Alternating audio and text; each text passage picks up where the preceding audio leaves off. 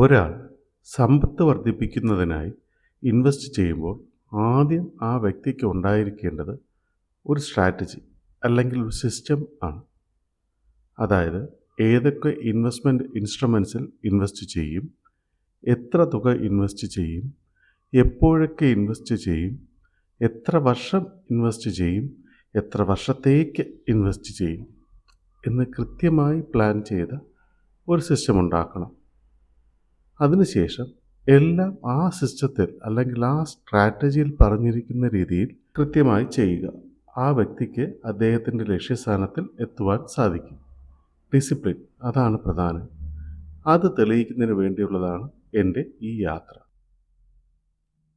0 മുതൽ 10 കോടിയിലേക്കുള്ള നമ്മുടെ സാമ്പത്തിക യാത്രയുടെ 24-ാം ദിവസത്തിലേക്ക് ഏവർക്കും സ്വാഗതം. നമുക്ക് നമ്മുടെ സാമ്പത്തിക യാത്രയുടെ 24-ാം ദിവസത്തിലേക്ക് കടക്കാം. ഇന്നലെ വരെ നമ്മൾ 23 ദിവസത്തെ തുക ഇൻവെസ്റ്റ് ചെയ്തിട്ടുണ്ടായിരുന്നു. അതിൽ 16 ദിവസത്തെ ഇൻവെസ്റ്റ്മെൻറ്റ് മൾട്ടി ക്യാപ് ഫണ്ടിലായിരുന്നു. അതിൽ 15 ദിവസവും ഇൻവെസ്റ്റ് ചെയ്ത തുകയ്ക്കുള്ള യൂണിറ്റ്സ് നമുക്ക് അലോട്ടായിട്ടുണ്ട്.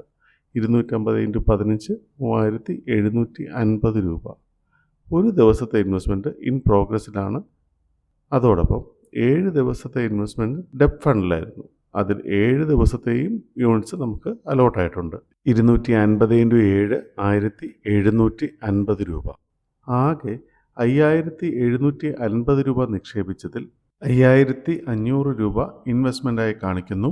250 രൂപ ഇൻ പ്രോഗ്രസ് ആയിട്ടും കാണിക്കുന്നു. ഇനി നമുക്ക് ഇന്നത്തെ ഇൻവെസ്റ്റ്മെൻറ്റിലേക്ക് കടക്കാം. ഇന്ന് മാർക്കറ്റ് വർക്കിംഗ് ഡേ ആണ്. അതിനാൽ മൾട്ടി ക്യാപ് ഫണ്ടിലാണ് ഇന്ന് ഇൻവെസ്റ്റ് ചെയ്യേണ്ടത്. അപ്പോൾ അതിനായി ആദ്യം നമുക്ക് നമ്മുടെ നിപ്പോൺ മൾട്ടി ക്യാപ് ഫണ്ടിലേക്ക് പോകാം. ദിവസവും 250 രൂപയാണല്ലോ നമ്മൾ ഇൻവെസ്റ്റ് ചെയ്യുന്നത്. രൂപ 250 എന്ന് എൻ്റർ ചെയ്യുന്നു. ഇൻവെസ്റ്റ് നൗ ബട്ടണിൽ ക്ലിക്ക് ചെയ്യുന്നു. QR കോഡ് സ്കാൻ ചെയ്യുന്നു. ഇൻവെസ്റ്റ് ചെയ്യുന്നു. ഡാഷ്ബോർഡിൽ നോക്കുന്നു. In progress. അങ്ങനെ 24-ാമത്തെ ദിവസത്തെ ഇൻവെസ്റ്റ്മെൻറ്റും നമ്മൾ ചെയ്തു കഴിഞ്ഞു. 25-ാം ദിവസത്തെ ഇൻവെസ്റ്റ്മെൻറ്റുമായി നാളെ നമുക്ക് വീണ്ടും കാണാം.